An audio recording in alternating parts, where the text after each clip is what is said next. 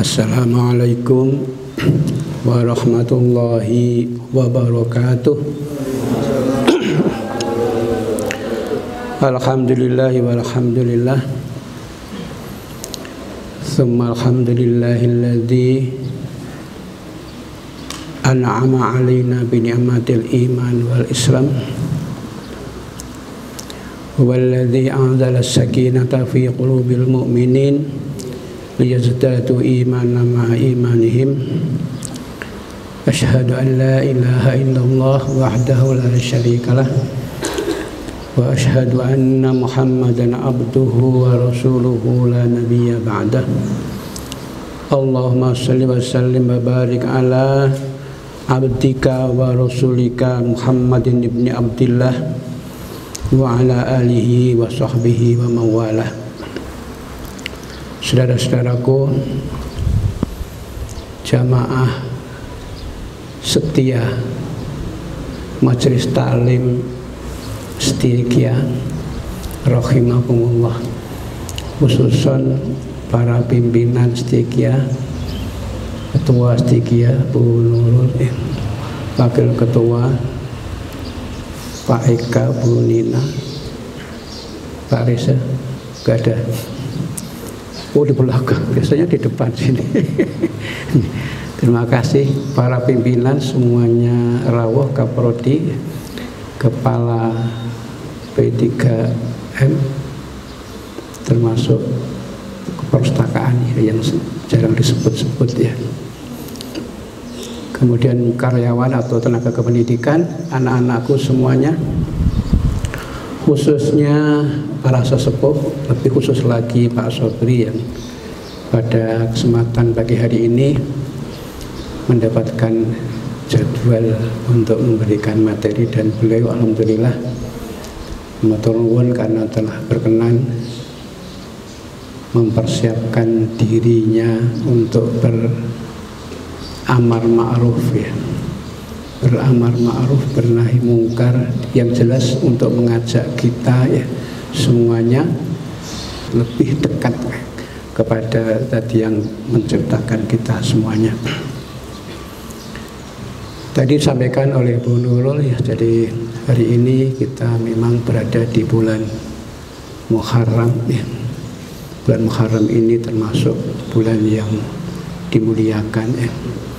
Di dalamnya ada puasa-puasa yang luar biasa, hikmahnya luar biasa, fadilahnya luar biasa, keutamaannya, terutama puasa Asyura. Puasa Asyura itu dalam hadis disebutkan dia akan diampuni segala dosa-dosanya 1 tahun yang lalu. Bahkan ada hadis yang menyebut 1 tahun yang lalu dan 1 tahun yang akan datang ya. Ini luar biasa. Tentu dosa-dosa yang terkait dengan hablum minallah ya. Masalahnya dosa-dosa sesama manusia yang juga harus kita perhatikan ya. Kemarin juga sempat saya ingat ya. Mari kita juga saling menghalalkan, saling memaafkan ya kesalahan-kesalahan di antara kita, karena itu juga sangat penting ya. Jadi betapapun kita ini jadi ahli ibadah, ahli sholat, ahli puasa, ahli zakat, bahkan haji berkali-kali ya, tapi dosa sesama manusia itu nggak bisa diampuni ya. Nggak bisa terhapus kecuali dengan meminta maaf kepada yang bersangkutan dan mendapatkan ridhonya. Jadi itu lebih sulit ya. Makanya ini mari kita selalu ingat itu ya. Kemudian yang kedua yang penting juga saya ingatkan pada hari ini, kita sekarang sudah berada di tahun baru Hijriah ya. Jadi bulan Muharram itu kan bulan pertama di tahun Hijriah. Sekarang tahun berapa? 1445. Tahun Hijriah itu jarang sekali diingat-ingat ya. Siapa yang ingat tahun Hijriah? Biasanya nggak tahu ya biasanya. Tahun kelahirannya aja siapa yang tahu tahun kelahirannya tahun Hijrah? Coba. Ada yang tahu tahun kelahirannya tahun berapa tahun Hijrah? Kalau tahun Masehi tahu semuanya mesti ya. tahu semuanya, tapi tahun hijrah nggak ada yang tahu ya. Ya. Kalau umur saya ditanya umurnya berapa Bapak gitu, ya pakai tahun mana dulu begitu ya. Kalau pakai tahun Masehi ya 67 karena baru pensiun 2 tahun yang lalu. Tapi kalau pakai tahun Hijriah sudah 69, hampir 70 ya. Jadi ada selisih memang ya. Seperti itu. Nah, yang penting adalah bahwa di tahun Hijriah ini kembali kita harus selalu bermuhasabah, memahami dan mencoba menghayati apa itu makna hijrah. Dan ini selalu up to date ya, selalu aktual ya, terutama hubungannya dengan kita ya, khususnya keluarga besar Setia ini ya. Apa tuh itu hijrah ya? Semuanya sudah paham bahwa hijrah itu kan dari kata yang bermakna pindah kan. Karena awalnya kan pindah Rasulullah itu dari mana? Dari Mekah ke Yastrib Madinah ya. Tapi tentu pemakna hijrah kan tidak hanya sekedar pindah. Inti daripada hijrah itu adalah change, perubahan, berubah. Tapi juga tidak sekedar berubah. Berubahnya itu harus ke arah yang lebih baik. Nah, pengertian yang lebih baik itu adalah kalau dari aspek keimanan itu adalah yang semakin mendekatkan diri kita kepada Allah, yang membuat kita ini semakin dekat kepada Allah. Jadi berubah dari yang sebelumnya kemudian menjadi yang sesudahnya itu menjadi semakin dekat kepada Allah. Itu makna hijrah yang benar. Meskipun kita tidak berpindah tempat, masih tetap di Setia ini terus ya, nggak kemana-mana, tapi ada perubahan, ya, ada peningkatan, ada perbaikan. Kalau kita meminjam istilahnya Setia, itu kita berarti ada kemajuan. Ya. Kita kan punya semboyan berani maju. Maju itu apa? Maju itu bergerak ke depan. Ya bergerak, berubah itu kan bergerak ya, berubah, tapi berubahnya itu ke depan, bukan ke belakang. Kalau ke belakang namanya mundur dan tidak di tempat. Kalau di tempat namanya tidak maju. Kalau namanya maju itu mesti bergeraknya ke depan, berubahnya menjadi lebih baik, lebih meningkat. Itu namanya maju. Jadi maju itu intinya justru malah hijrah ini di dalamnya ada maju gitu. Kalau kita memahami hijrah yang benar pasti akan ketemu dengan bergerak maju itu ya. Dan untuk bisa maju itu memang harus ada keberanian, itu pasti. Karena apa? Karena makna hijrah itu pertama dilandasi oleh iman. Dan iman itu menumbuhkan sikap optimis. Coba kalau orang beriman itu apa yang tidak, karena kita sudah merasa punya Allah ya, Allah itu segala-galanya, maha kuasa, maka apapun di mata seorang yang beriman itu selalu optimis ya. Tidak boleh tidak optimis atau gampang putus harapan, gampang putus asa, tidak boleh. Jadi harus selalu optimis. Karena apa? Karena dasarnya iman, maka menumbuhkan sikap optimis. Dan orang yang optimis itu pasti memunculkan sikap apa? Berani. Gak mungkin orang berani kalau gak optimis ya. Keberanian itu muncul karena ada optimisme. Karena ada optimisme. Kadar bertauhid penuh optimisme. Dasarnya tauhid, dasarnya iman. Dari iman itu memunculkan apa? Optimisme. Dengan optimisme itu maka akan menumbuhkan sikap apa? Berani. Semua perubahan itu pasti yang benar itu ya, itu pasti dimunculkan sebagai akibat dari sebuah keberanian untuk berubah menjadi lebih baik. Ini penting dipahami ya. Jadi coba kita pahami itu ya. Sehingga itu terus menjadi semangat bagi kita keluarga besar Setia ya.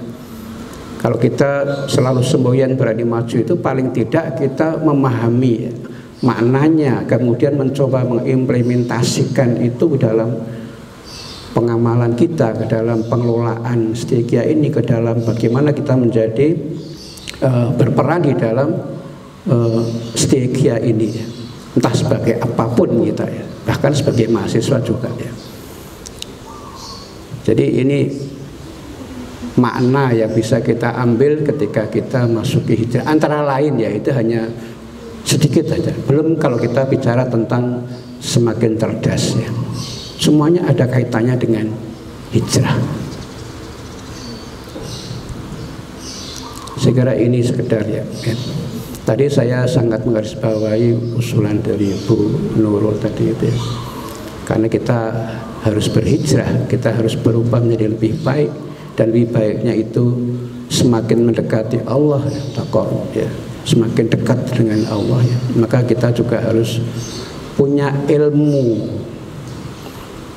untuk menjadi lebih dekat dengan Allah ya. Punya ilmu, karena ibadah juga perlu ilmu ya. Dan ilmu itu tidak didapatkan mungkin di kelas ya. Makanya kita harus istiqomah, harus rajin-rajin mendatangi majelis-majelis ilmu, majelis-majelis taklim dan sebagainya untuk menambah ilmu kita. Mudah-mudahan apa yang disampaikan oleh Bu Nur tadi itu juga mendapat respon yang positif dari sahabat-sahabat saya, saudara-saudara saya, tenaga kependidikan ya. Mungkin begitu ya. Jadi saya harapkan itu ya. Saya yakin meskipun perguruan tinggi ini bukan perguruan tinggi ilmu agama, bukan perguruan tinggi ilmu Al-Quran ya, tapi perguruan tinggi ilmu ekonomi. Tapi itu tidak menjadi masalah untuk memunculkan para mubalik, para dai-dai ya. Tidak masalah. Kita bisa belajar ya, bisa belajar ya. Saya juga bukan lulusan perguruan tinggi agama Islam ya, agama, tapi kita bisa belajar sendiri. Belajar sendiri. Saya kira itu kembali kepada masing-masing ya. Oke, saya kira ini sekedar pengantar dari saya. Mudah-mudahan sekali lagi majelis taklim ini bisa istiqomah terus kita laksanakan setiap 3 Jumat ya. Kalau nggak salah berikutnya itu tanggal 18 Agustus kalau nggak salah ya. Tanggal 18 Agustus ya. Saya kira begitu. Mudah-mudahan ya. Sekali lagi terima kasih atas segala partisipasinya, perannya yang aktif di dalam menghidupkan majelis taklim ini ya. Ya mudah-mudahan kita tetap bisa istiqomah menjaga itu. Kemudian yang penting saya selalu mengingatkan bahwa kita ini punya komunitas yang insya Allah jangka panjang.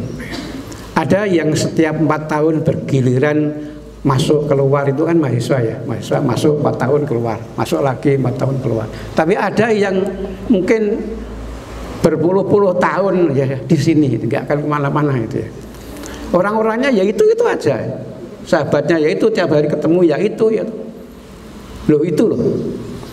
Itu kadang-kadang kita harus selalu berpikir ya. Berarti nanti yang membuat kita ke surga itu ya orang-orang itu.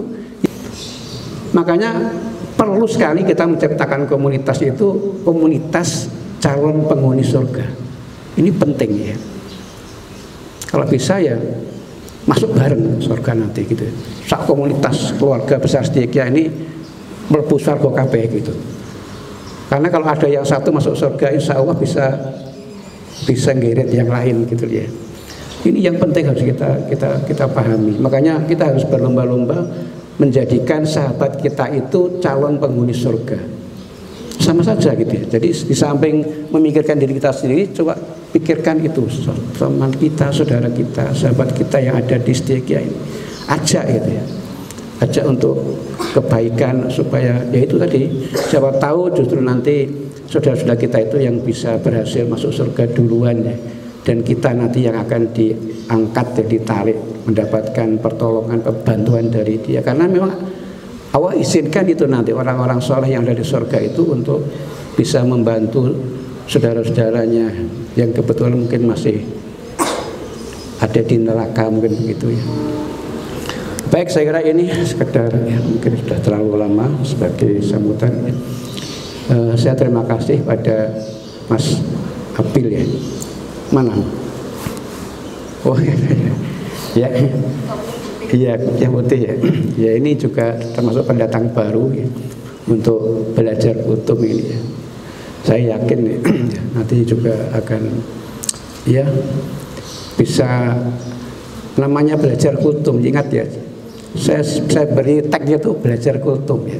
Memang begitu. Jadi nggak usah malu-malu, salah nggak masalah ya. Ya, salah masalah. Orang yang membaca itu, yang mendengarkan itu sudah paham, karena di deskripsinya juga saya tulis ini belajar kutub ya. Mau ada kekeliruan, khilafan dimaklumi lah gitu ya, dimaklumi. Lagi pula ada editornya. Nanti kalau kesalahannya sangat fatal ya digunting, dipotong, dibuang gitu ya. Tidak usah khawatir gitu. Kan begitu kan, yang sudah pernah memberi materi kan terasa kalau ada potongan-potongan yang tidak perlu, mungkin lupa begitu ya, lama begitu ya tak potong supaya tidak kelihatan lupa gitu, gimana begitu ya. Itu juga kerjaan editor ya. Saya kira begitu ya. Oke, terima kasih semua. Yang lain-lain juga jangan ketinggalan, nanti mendaftar untuk kajian berikutnya, gantian ya. Saya kira begitu ya. Terima kasih sekali lagi, mudah-mudahan ilmunya berkah ya toh.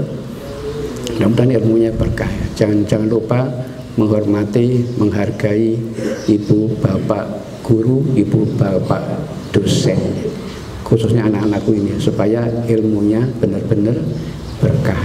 Sekali demikian saya akhiri. Assalamualaikum warahmatullahi wabarakatuh.